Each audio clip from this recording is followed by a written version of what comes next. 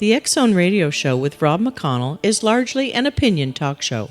All opinions, comments, or statements of fact expressed by Rob McConnell's guests are strictly their own and are not to be construed as those of the X-Zone Radio Show or endorsed in any manner by Rob McConnell, Relmar McConnell Media Company, the X-Zone Broadcast Network, its affiliated networks, stations, employees, or advertisers.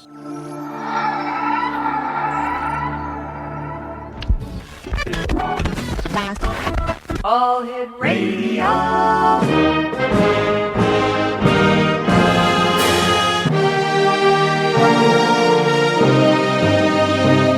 Welcome to the X-Zone, a place where fact is fiction and fiction is reality.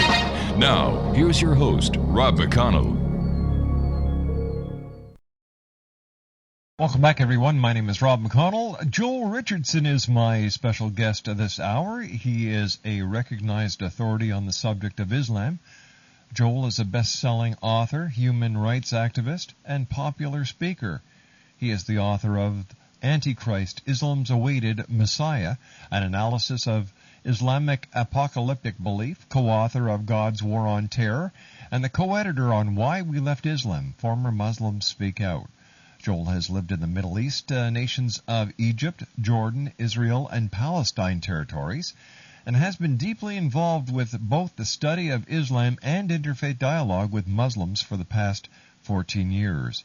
Joel has appeared on numerous radio and television programs, including The Gordon Liddy Show, The Dennis Miller Show, National Public Radio, and many others. And he's with us tonight here on the X-Zone. And Joel Richardson, welcome to the X-Zone. Thank you very much for having me on tonight, Rob. It's my pleasure, Joel. Tell me, Joel, how did you get involved in writing about Islam? Well, as you mentioned, I've been involved with interfaith dialogue with Muslims on and off, really, for the past 14 years. Mm-hmm. And for any Christians that have been involved in, let's say, having dialogue with Jehovah's Witnesses, they know that there are certain sects and cults and religions that are very much trained to do battle, if you will, with Christians, and Muslims are foremost among those.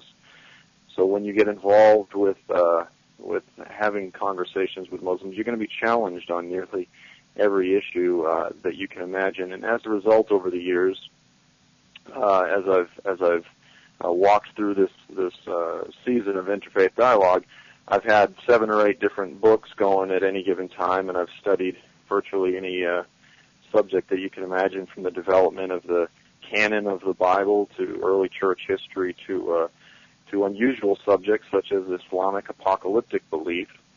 And it was really several years ago that I became heavily interested in what Muslims believe about the end of the world, and virtually read every book available on the subject in English. And in 2004, I began writing my first book, which is called Antichrist, Islam's Awaited Messiah, with the effort to try to make the world more aware of this fairly esoteric subject, but a fascinating subject at that. What is the Muslim apocalyptic view? Well, in a very similar way to what Christianity has taught, Muslims believe that at the end of the age there would be the emergence of a handful of very clear apocalyptic signs, and the emergence of a few apocalyptic characters. And Muslims have very similar beliefs to Christians, except what I say is that they have an anti-parallel view. So Islam has essentially taken all of the good guys, mm-hmm. if you will, of the biblical story, and they've made them into the bad guys. And they've taken all of the bad guys and they've turned them around into the good guys. So they have this anti-parallel view. They've taken everything that the Bible refers to in the last days and speaks of as evil, and it refers to that as good, and it refers to everything that the Bible refers to as good, and it makes it out to be evil. You and I have to take a 2-minute commercial break, Joel. We'll be back on the other side. Joel Richardson is our special guest. His website is www.joels-trumpet.com, JOELS-trumpet.com. My name is Rob McConnell, and this is The X Zone, a place where people dare to believe and dare to be heard, Monday through Friday from 10 p.m. Eastern until 2 a.m. Eastern, and then the show is repeated in its entirety from 2 a.m. until 6 a.m. 1-877-528-8255 is toll-free. My email address is xzone@talkstarradio.com. Joel Richardson and I return on the other side of this 2-minute break as we continue live and around the world from our studios in Hamilton, Ontario, Canada, on the Talkstar Radio Network.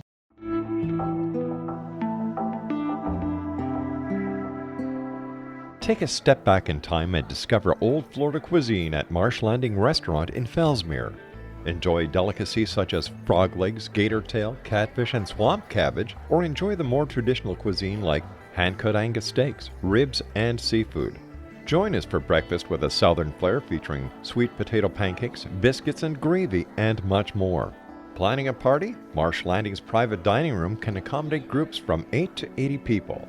While you're visiting, enjoy the historic pictures, artifacts, and stories that line the walls. Marsh Landing is truly a unique experience. Marsh Landing Restaurant, 44 North Broadway in historic Fellsmere, or visit marshlandingrestaurant.com. Marsh Landing, old Florida cuisine at its best.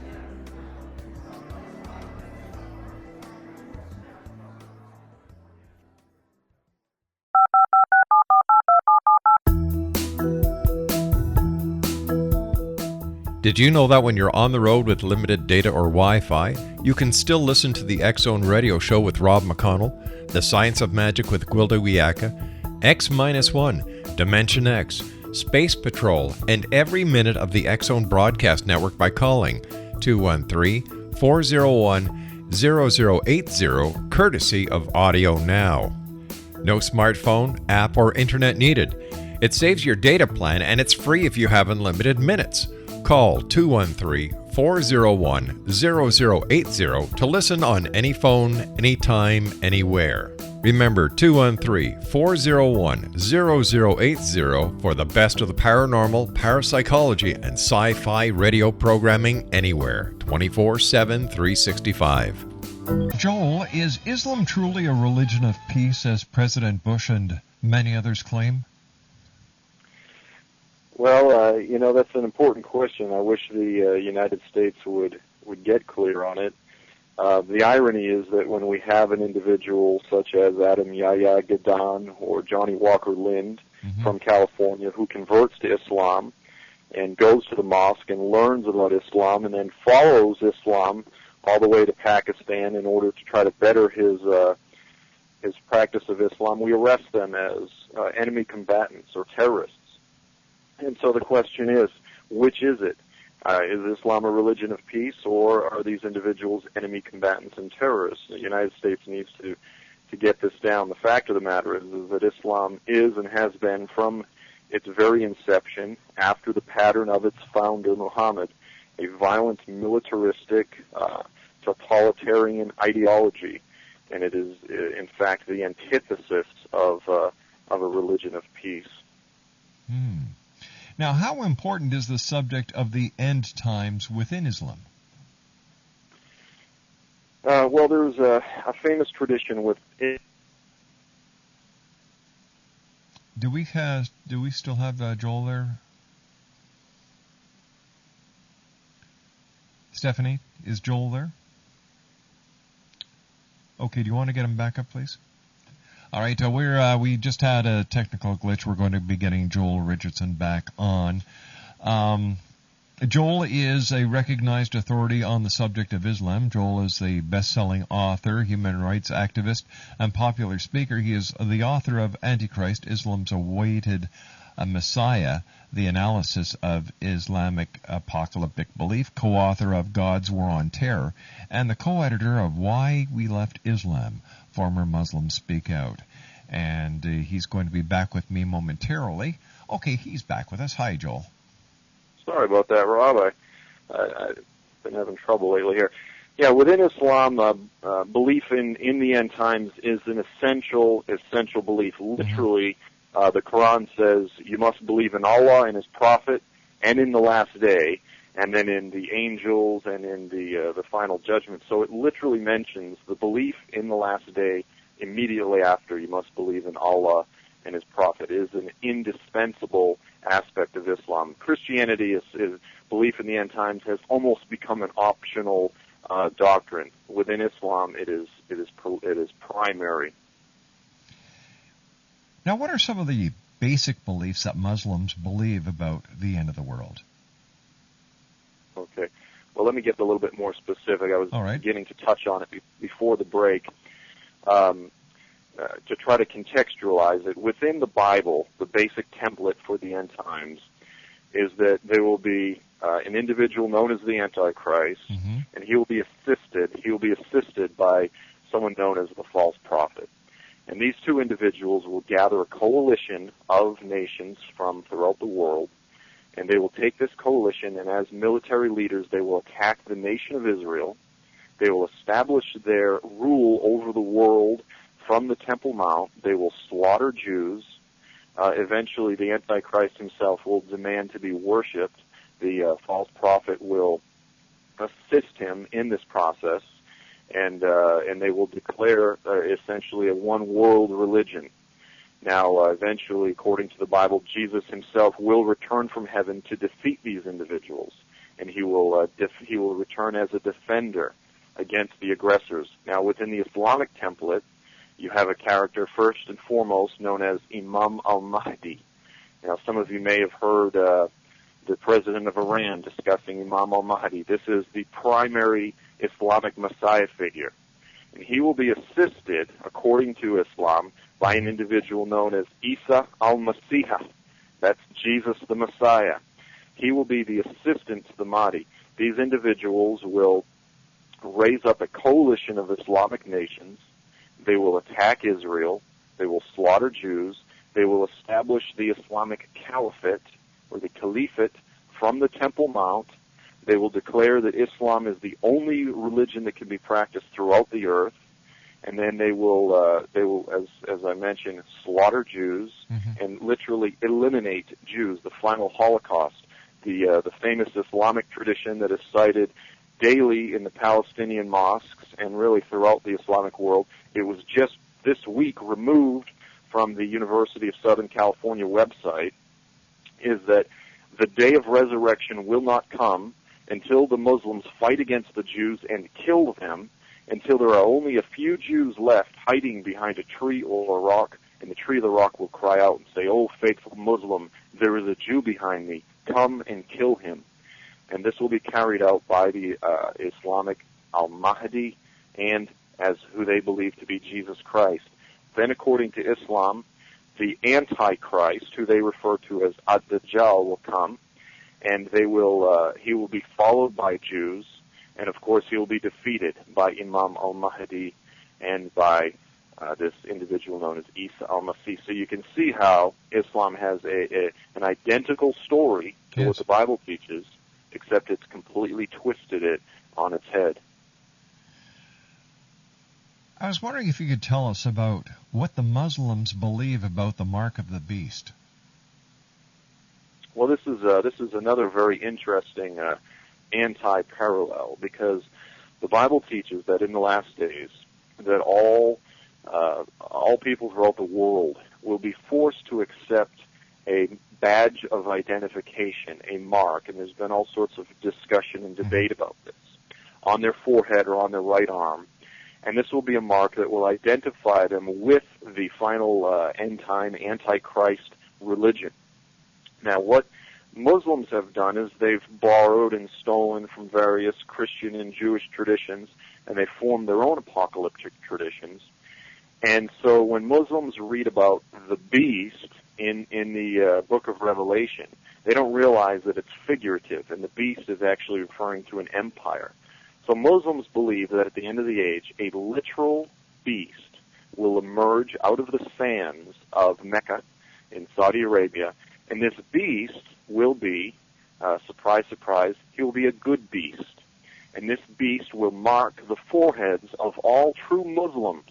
He will have this sort of magic wand, and he will mark the foreheads of all true Muslims. So Muslims literally, with regard to the end times, are hoping and praying that they will be considered worthy to receive the mark of the beast.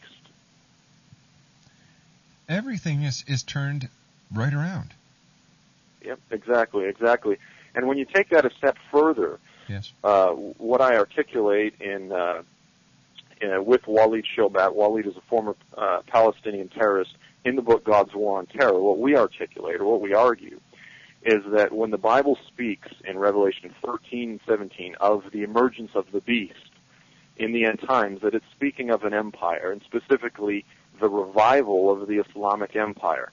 After Muhammad died, his successors, the caliphs, went on to establish an Islamic empire, and it's existed in various forms in the Umayyad and the Abbasid, and eventually the Ottoman caliphates. And that this empire in 1924 was essentially broken up by the colonizing European powers, and the office of the caliph was abolished by Mustafa Kemal Ataturk in Turkey.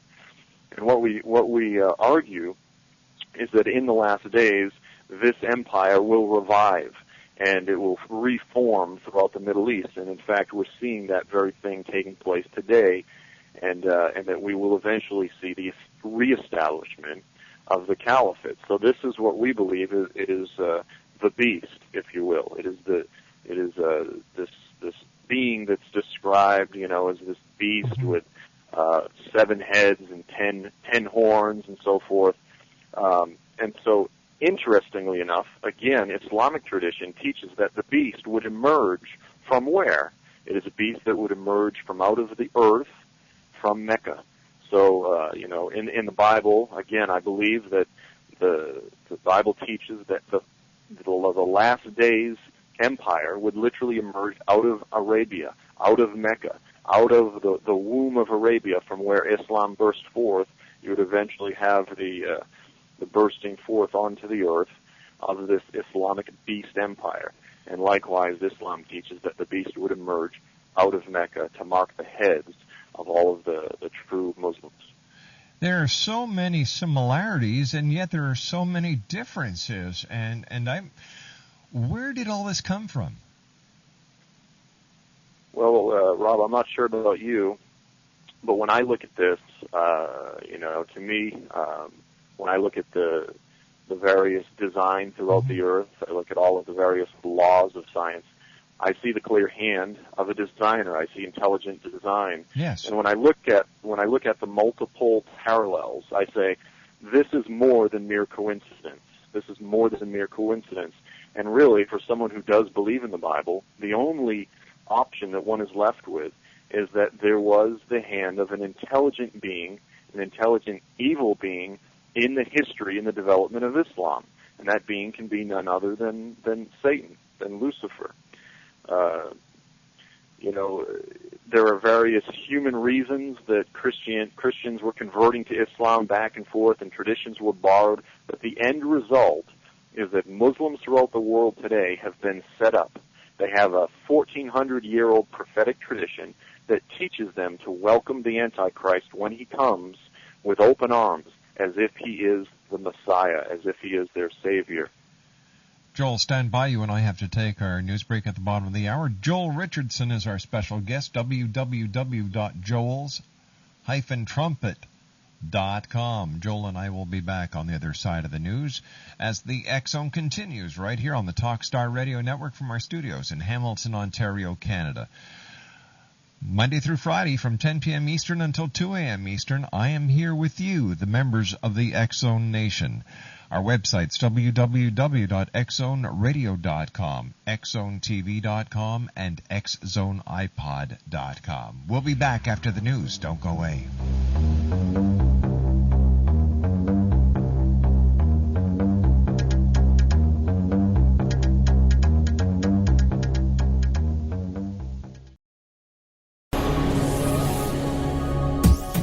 This is the X-Zone Broadcast Network, broadcasting worldwide on broadcast affiliates and satellite program providers, including CNN Broadcast Network, Sirius Satellite Network, Star Media, Good News Radio Network, Angel Broadcast Network, Wiki Broadcast Network, and WPBN TV. For more information on the X-Zone Broadcast Network, visit us at www.xzbn.net.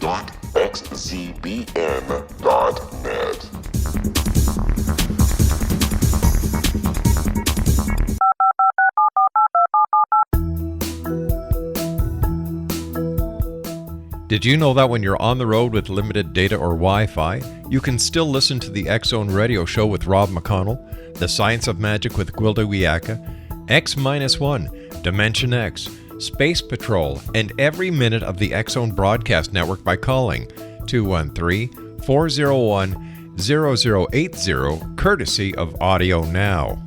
No smartphone, app, or internet needed. It saves your data plan, and it's free if you have unlimited minutes. Call 213-401-0080 to listen on any phone, anytime, anywhere. Remember, 213-401-0080 for the best of the paranormal, parapsychology, and sci-fi radio programming anywhere, 24/7, 365. Joel Richardson is our special guest. His website is joels-trumpet.com. And Joel, is there any way that we can all live in harmony without this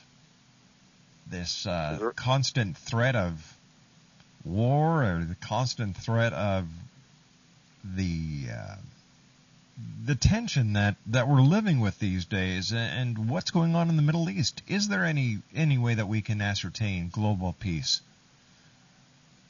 Well, absolutely. The day will come, as I mentioned, when Jesus himself will return from heaven, and he will destroy those who are bound and determined not to have peace.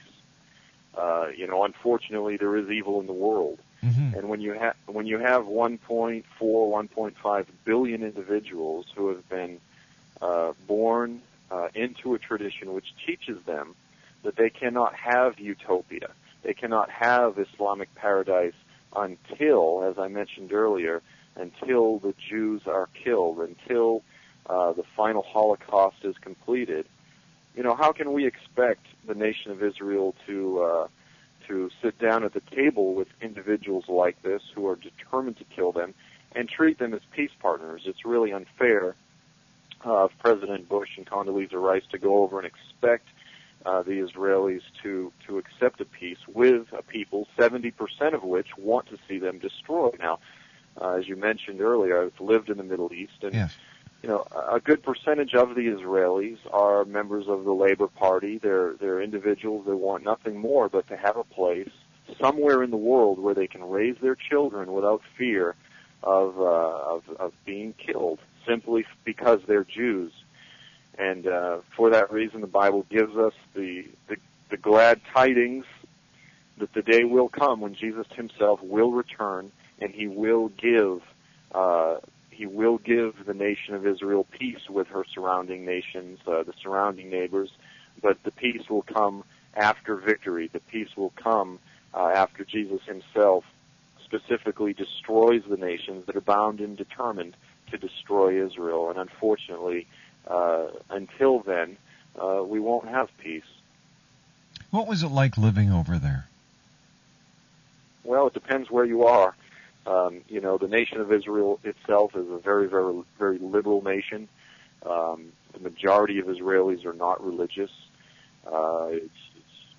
In certain places, it's not much different than living in San Francisco. Mm-hmm. And definitely a very, very loose society. On the other hand, when you cross the border from Israel into Egypt, it's similar to crossing from, San Diego into Baja, Mexico. You've entered into a completely different world. And now let me mention, I've obviously been a little bit hard on the Islamic tradition. I love Muslim people. Arabic culture is an incredibly hospitable culture. People will welcome you into their homes to sit down, to drink tea, to chat. And there is certainly a majority of Muslims who are, and I'm not going to say moderate Muslims, I'm going to say they're liberal Muslims. Although they are raised under Islam, they choose to follow their conscience as opposed to following the example of Muhammad, who himself was a very violent individual, a very narcissistic, controlling individual, filled with intolerance and hatred. And so there are certainly many Muslims that are liberal Muslims who do not follow strictly the violent tenets of Islam and so forth. And I tend to really, really love that culture. I I fit in very well with it. Unfortunately, there are those who do follow Islam, the fundamentalists who do follow the Quran and the example of Muhammad, and they make it very difficult. When I was in the city of Hurghada, which is called Hurghada in English, it's Kurdaka in Arabic, I walked up to the scene of what was the first uprising of Al-Ikhwan, the Egyptian Brotherhood, and that night there were 6 people that had been murdered about probably a minute before I walked into the scene, and there were a few German tourists and a few Egyptian locals that had been murdered. This type of thing now is happening quite frequently in Egypt, and unfortunately, my mother's warnings, you can't go over there, it's dangerous, was proven true. But the truth being, you're probably less safe in Chicago today than you are in many sections of the Middle East. But it's certainly a different world. Certainly a very different world than what we're used to over here.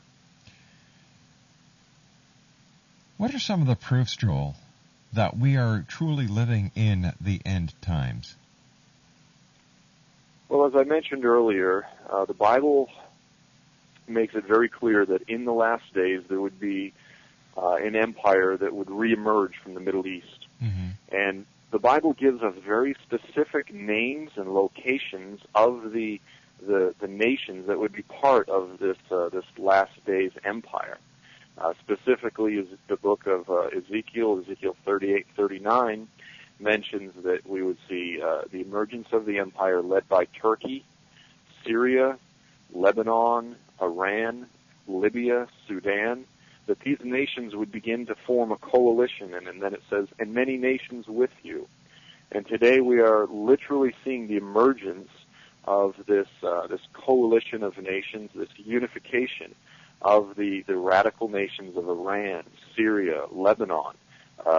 Political commentators refer to this as the Shia Crescent. We've recently seen the election of the AKP party in Turkey, who are Islamists.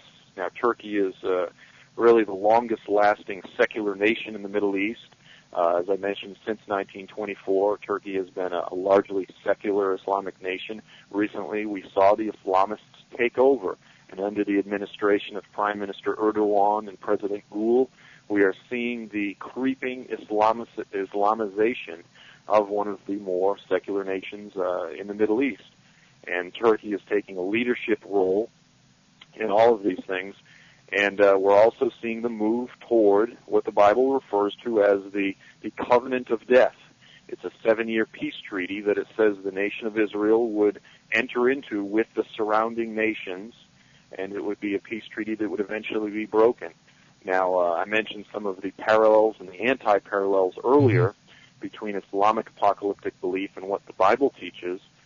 The Antichrist, according to the Bible, would enter into this 7-year peace treaty with Israel, and then in Islamic tradition, the Islamic Mahdi would also specifically rule for a period of 7 years. So the Islamic Messiah figure would reign for 7 years, and he would enter into a covenant with Israel specifically during that time, and this covenant would be mediated with an individual who they say would be a Levite, a priest.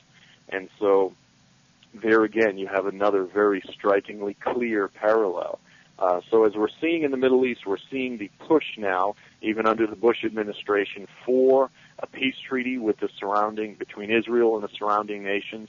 We're seeing the beginning of the emergence of this revived Islamic Caliphate. We're seeing all of the signs that the Bible says would be present in the last days. We're seeing them emerge right before our eyes right now in the Middle East. Joel Richardson's our guest this hour, Exonation. His website is www.joels-trumpet.com. When you're out talking about your books, Joel, and you're meeting people around the world, what is the general feeling about people when they're talking to you about Islam? And are people necessarily totally negative towards Islam, or are they just wondering why there's so much hatred, so much negativity. Well, as you know, Rob, the ideas of religious pluralism really dominate the Western mindset, and so many in the United States and in the West would just love to believe the old adage that all paths lead to the same place, and that all religions at their core are essentially good, and all religions are essentially from God, and they all share these common traits.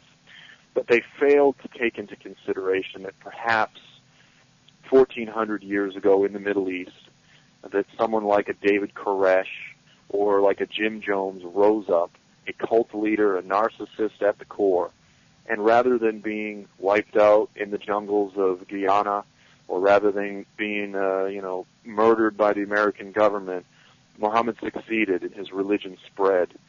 And unfortunately, as I mentioned earlier, there is evil in the world. And so while few people in the West really want to face up to the fact that Islam at its core is an intolerant, militaristic, totalitarian ideology, they don't want to admit that a world religion could be at its very core an evil oppressive force in the earth. They don't want to face that fact. They'd rather say Islam is a religion of peace that's been hijacked by radicals. The fact of the matter is that anyone who truly studies the source text of Islam, who truly studies the life and example of Muhammad, will have nothing other than to admit the fact that it is an evil religion. Let me just give you another few examples. Sure. The Bible says that the Antichrist, in the book of Daniel, would show no regard for the desire of women. And that's been debated as far as what that means. But a lot of people say it simply means that the Antichrist would show no regard for women's rights, for the desires of women. Now, it was Muhammad himself who, in his 50s, married a 6-year-old girl and then consummated that relationship just before her 9th birthday when he was in his mid-50s. It was Muhammad himself who claimed to have a vision of hell, and he declared that the majority of the inhabitants of hell were women. It was Muhammad himself who, in discussing the Islamic law, that in court the testimony of a woman is only half as good as a man, and that you need 2 women to equal the testimony of 1 man. And Muhammad said, well, that is because women are deficient in intelligence to men. So when you have this individual that Muslims look to literally as the role model for all of humanity, as the perfect man, Islam is undeniably the premier force in terms of oppressing women and violating women's rights throughout the earth today. And there is no one, whether they're the most, given over to religious pluralism and determined to believe that all religions are good. There is no one who will concede to the notion that that is good in any way, shape, or form. Just in Pakistan, just this past week, a 9-year-old girl who was married to a man in his 40s desired to be divorced. As a result, her family killed her because she was bringing shame to the family. A 9-year-old girl married to a 40-year-old man. That is evil, and that is something that whether we're extremely conservative or extremely liberal, we cannot tolerate. Here in the United States, we value these principles of openness and tolerance, and these are wonderful principles that made this nation a great nation. But unfortunately, we've literally made a national idol to this concept of tolerance. And we need to take the principles of human rights, civil liberties, freedoms, and we need to always prioritize those above tolerance. Unfortunately, Islam forces us to choose between those two, because within Islam, you cannot have both. You cannot tolerate Islam, which is at its very core, a freedom-destroying, human rights-violating ideology. And all one really needs to do is look to any nation throughout the earth that attempts to practice Islamic law, whether it be Saudi Arabia or Iran or Afghanistan under the Taliban, and you will see some of the most gross violations of human rights, women's rights, children's rights, non-Muslim rights, and Muslims as well, of any nation throughout the world. Muslims are always the first victims of Islam. And so as we discuss these things, I'll be accused of intolerance and hatred and that sort of thing. Not at all. Not at all.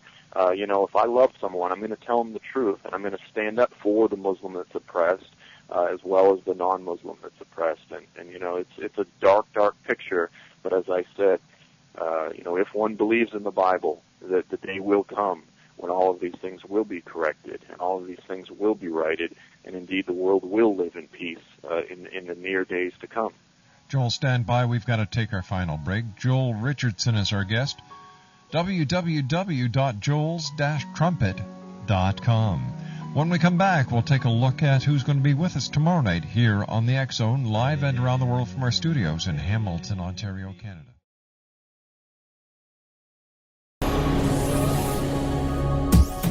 This is the X Zone Broadcast Network, broadcasting worldwide on broadcast affiliates and satellite program providers, including CNN Broadcast Network, Sirius Satellite Network, Star Media, Good News Radio Network, Angel Broadcast Network, Wiki Broadcast Network, and WPBN TV. For more information on the X Zone Broadcast Network, visit us at www.xzbn.net.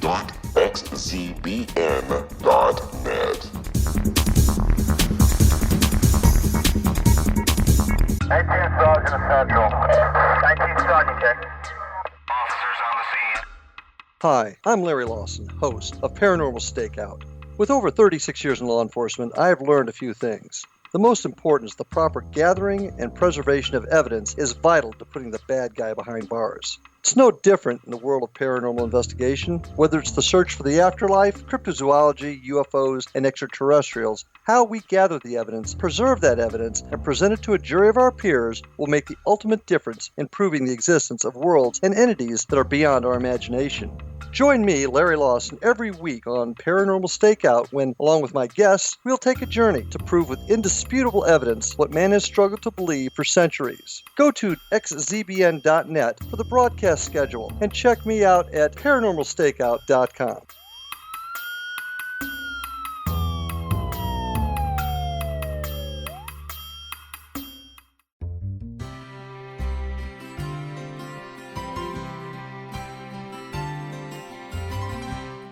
True healing must address 4 levels: physical, emotional, mental, and spiritual, for us to live joyful and productive lives.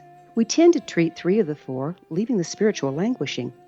If you're tired of the same dysfunctional patterns cropping up in your life, Soul Balancing is for you. Trixie Phelps, owner and founder of Soul Balancing, is a naturally gifted energy healer trained in numerous esoteric forms, including shamanism. Trixie has created a powerful modality that safely and effectively clears your energetic field. A soul balancing session can remove interference, heal trauma, and restore your hope. Contact Trixie for a life-changing long-distance session today. www.soulbalancing.world.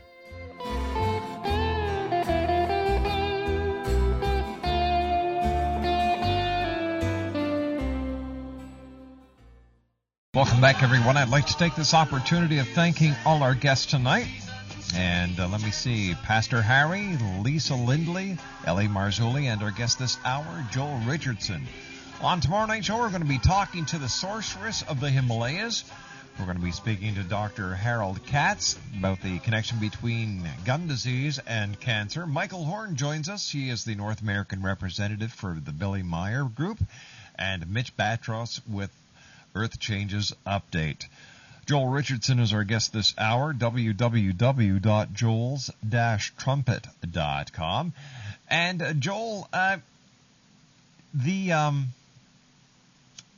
younger people in the Islamic Muslim community, are they becoming more liberal, or are they still holding on to the old ways and continuing within the Muslim religion?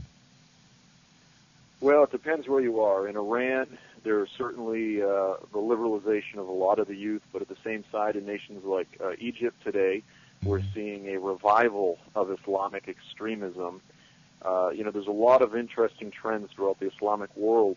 One of the trends certainly worth mentioning is that there are many, many Muslims, really unprecedented in history in terms of the numbers of Muslims that are converting to Christianity. And one of the overriding reasons that many Muslims are coming to faith in Christ is due to supernatural dreams and visions. I was just speaking with someone on my blog, or they made mention that just this past week a man strolled up to their church and said, "Where are the Iranians meeting? I just had a dream of a man in a white robe with pierced hands who told me that he is truly God, he is truly the Messiah, and he told me to come to this church." Missionary accounts throughout the Muslim world are sharing stories in an identical fashion. Muslims are having supernatural dreams and visions of a man in a white robe who claims to be Jesus Christ, who is leading them to supernaturally convert to Christianity. It's a documentable phenomenon that's taking place, but unfortunately there are as well many Muslims, young Muslims, that are being radicalized. And obviously we could get into the effects of the war on terror and all that's taking place, but it's a pretty wild time. The 1960s throughout the Middle East, I guess. Joel, I want to thank you very much for joining us tonight. It's been a pleasure talking to you, and I look forward to talking to you again here in the X Zone. Hey, you bet. Thanks for having me on, Rob. Take care, sir. Joel Richardson, www.joels-trumpet.com. Well, that's it for tonight, everyone. I'd like to take this opportunity of thanking each and every one of you for joining us tonight here on the X Zone. After all, this is truly a place where people dare to believe and dare to be heard. To my producer, the one and only Miss Stephanie, thank you, Steffi, for keeping us up on those 4 big satellites in the sky, Galaxy 4R, Telstar 7, Aglia 2, and on G3. To my wife and senior producer, the lovely Laura Rogers, thank you, sweetheart. And Exo Nation, we're going to be back tomorrow night at 10 o'clock as once again we cross this time-space continuum to this place that I call the X Zone, a place where people dare to believe and dare to be heard. Once again, on tomorrow night's show, we're going to be speaking to the sorceress of the Himalayas. Dr. Harold Katz is going to talk to us about the connection between gum disease and cancer. Michael Horn from the Billy Meyer Group, he is the North American representative for Billy Meyer. And Mitch Batros with Earth Changes Update. So until tomorrow night, if you have a child at home, give them a hug, give them a kiss. Tell them they are loved because they are truly our richest resource. And always keep your eyes to the sky and your heart.